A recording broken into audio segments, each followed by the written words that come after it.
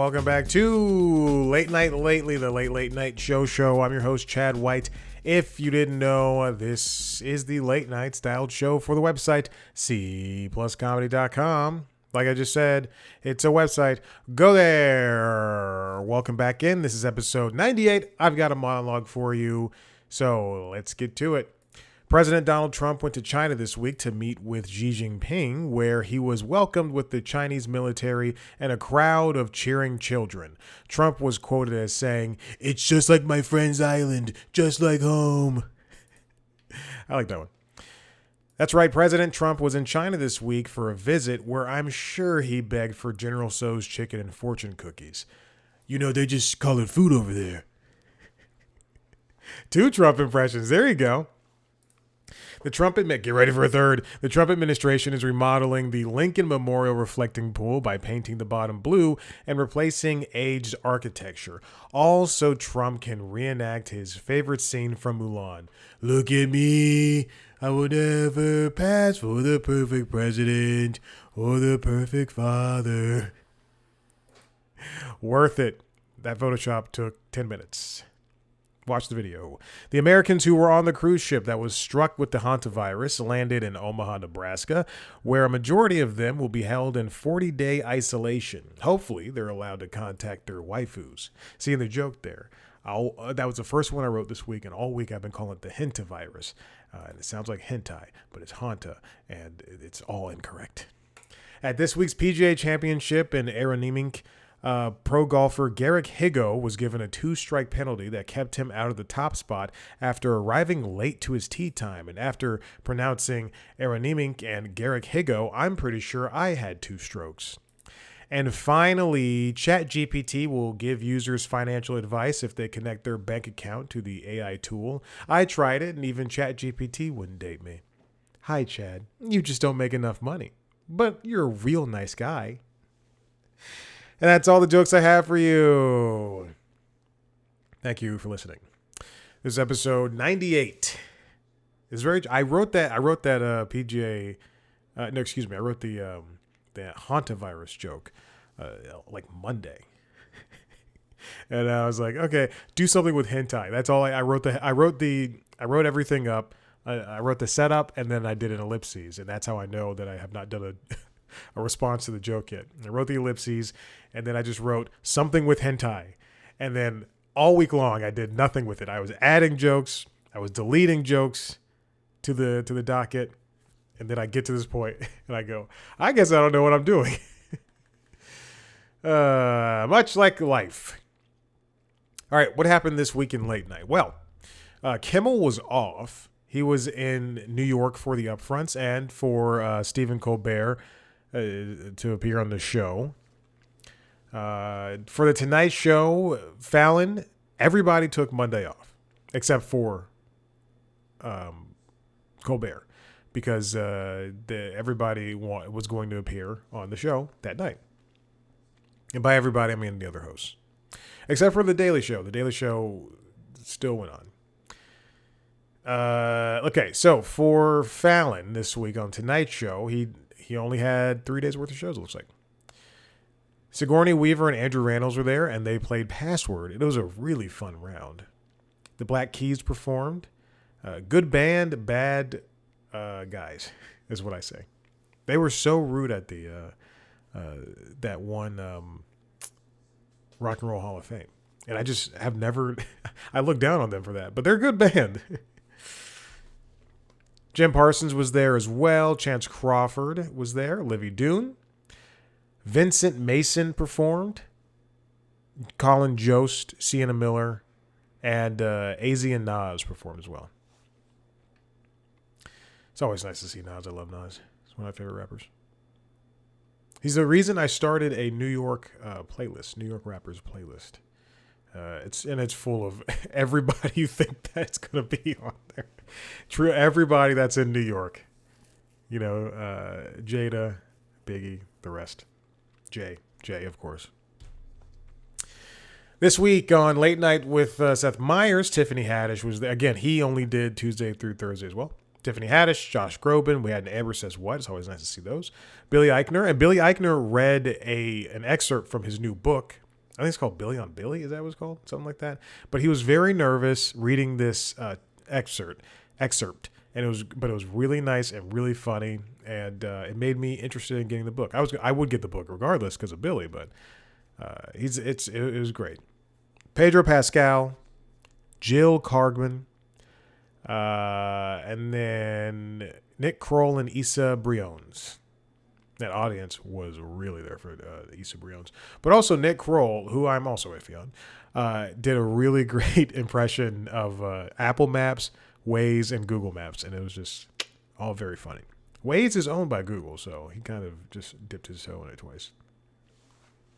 On the Late Show with Stephen Colbert, the only show to do... Oh, no, The Daily Show did a full week of shows, too. I forgot. I'm so sorry. He sat down with the Strike Force 5, which is Jimmy Kimmel, Jimmy Fallon, Seth Meyers, and John Oliver. And the reason that they are a Strike Force 5, if you don't know, is during the pandemic. Oh, not during the pandemic. I'm sorry. Everything is blending together. During the writer's strike, and then eventually the SAG strike, the hosts did not do their jobs. They did not host their shows in solidarity, and they paid their staff as much as they could until they couldn't. And then the Strike Force 5 podcast that went on for, I believe, 12 weeks worth of episodes. The proceeds that people bought T-shirts and things like that. They had a sponsor, which I don't remember the sponsor. The sponsor for this Strike Force 5 episode that came out after this interview was Mint Mobile. I think it was Mint Mobile the entire time. But Ryan Reynolds' Mint Mobile helped pay for their staff as well for a little bit of time too. And so that's why Strike Force 5 happened. And then they released an extra podcast episode that I am maybe 3 minutes into, and I just went, I'm not going to finish this. Then he had Julia Louis-Dreyfus, Pedro Pascal. We had some leftover bits from Barack Obama. And then Tom Hanks. Then Barack Obama's questionnaire. Barack Obama, I believe, is the last questionnaire taker. And next week, it'll be Stephen Colbert. That's all in the news story that's linked at the bottom of the show notes. They also had a performance by Ben Platt and some other... Is that Patrick Wilson? Yeah. Putting it together. I don't know what this is. I really don't know what this is. They should have the name. It was a celebration of Stephen Sondheim. So it was Annalee Ashford, Christopher Jackson. Oh, C-Jax. Bernadette Peters, Ben Platt, and Patrick Wilson. I don't know why that was happening. And where was that song from? Well, I know it's happening because Sunday in the Park with George, a play I've not seen. That's the reason I didn't know it. Foo Fighters performed This Is a Call and Everlong. They did a little medley. And then David Letterman was the last guest for this week, and the Strokes did a performance as well. This is like, based on the guests that were here this week, I mean, and I did not see every episode, or every second of every episode, rather. It is just like a week built for me. The extended interviews are something to behold. I really enjoy an extended interview, and it's something that the other shows don't do often. Kimmel does it every once in a while for big guests. But it was nice to see 22 minutes with Julia Louis-Dreyfus or almost 40 minutes with Strike Force 5 for something that was probably whittled down to 11 minutes or so on broadcast and in reruns. And then to have the Strokes and the Foo Fighters, I mean, my God. And also, again, if I'd seen Sunday Night in the Park with George, Sunday Night in the Park with George is the sequel, then I would have enjoyed it. But have their names up here. I like Christopher Jackson and Patrick Wilson. And Bernadette Peters is fine too. All right, for The Daily Show, John Oliver, as Jon Stewart hosted, obviously, and he sat down with Josh Triangiel. They talked about AI. Jordan Klepper took over hosting for the rest of the week, and he sat down with Paul Dano, Neil deGrasse Tyson, and Boots Riley. We also had appearances from Seat Sniffer Charlemagne the God, Ronnie Chang, Desi Leidick, Grace Kludenschmidt, and friend of the show, Josh Johnson. Then on Last Week Tonight, John Oliver talked about the shadow docket from the U.S. Supreme Court.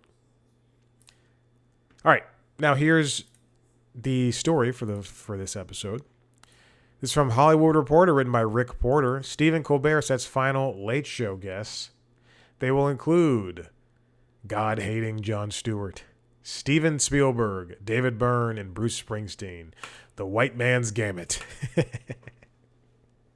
I like those guys, but it's white man heavy, old white man heavy too. I will say, so I'm not happy about the Late Show being canceled and Stephen Colbert being forced off the air. I know I've constantly mocked the audience for clapping through everything, for laughing at bad jokes. And I know I've complained about Colbert not having any rapport with any people of color that are on his staff. And again, look at him talk to John Baptiste, and look at him talk to the head of the band now, the band leader now. They did not know how to have a conversation with each other. It's very true. There's no chemistry there. If you want to see good chemistry, look at Seth Meyers and Fred Armisen. Look at Jimmy Fallon and a friend of the show, not friend of the show, Questlove. Well, I could will into existence. Look at Kimmel and Cleto Jr., rest in peace, and what's his name? Guillermo. It's just, I would rather Colbert not have had a band leader to talk to. All right, anyway. So we have the final lineup that is going to begin Monday and go until Thursday. I don't know if I mentioned this. Actually, I don't even know if this was even a thing. But both Kimmel and Fallon will not be doing episodes on Thursday, so that all eyes will be focused on Colbert. Presumably, you know what? I don't know what the Daily Show would do. Presumably, Seth Meyers wouldn't do an episode as well. And then, so Thursday will be the last episode of the Late Show forever. For the Letterman, when Letterman was, first of all, I thought Letterman would be the final guest. I thought that'd be a very good thing to tie it off with. But he was the final guest for this week. And there was a nice little bit where they threw stuff off the roof, which I enjoyed.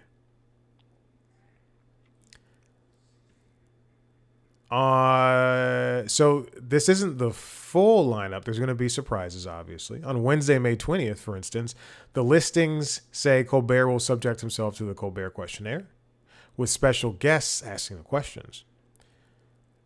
I'm sure it was just guests that were already on the show and they did it backstage. Or maybe, surprise, for the last episode of Letterman's Late Show, people came out, and I remember it was a whole big celebration. So Monday, we'll see the worst of the Late Show. It's not going to be a clip show. That's what they're saying. It's not a clip show. On Tuesday, we'll see Stewart, Spielberg, and David Byrne perform with Stephen Colbert. Cool. Wednesday, we'll see the Colbert questionnaire with Colbert, and then with the special guests, and Springsteen will perform. And Thursday is just listed as the series finale. I'm sure of every episode, it'll be 20 minutes of talking and 20 minutes of clapping. That's what it's just going to be. Woo! It's going to be a bittersweet end I don't think not one person should be excited about that this is happening. That was just less time, less in the ether, in the internet, in the universe. Less comedy, less late night. And then Kimmel, and then everybody, what hiatus? Oh, I think Seth Meyers has said he's on hiatus. Oh, that explains it. That's right. At the end of the corrections this week, he said he's on hiatus. But anyway, so everybody's going to go on a hiatus, and then when they come back, eventually, we'll have one less show to talk about. One less show to talk about. Jon Stewart is on contract until next year. Who knows what's going to happen to last week tonight, unfortunately, when it comes to Paramount, Skydance, to Warner Brothers Discovery. And then it'll be up to, and then Kimmel, Kimmel's got one more year in his contract, right? Something like that. 1 or 2. Oh, late night's in dire straits. So next week's episode of Late Night Lately will cover the final week of The Late Show and the season finales of SNL UK, because I want to.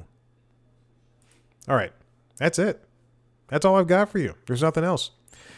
Listen, if you like what you heard here, head to the website, cpluscomedy.com, where you can see everything I've done for this beautiful website. You can see interviews under the interviews with your favorite celebrities, new and old.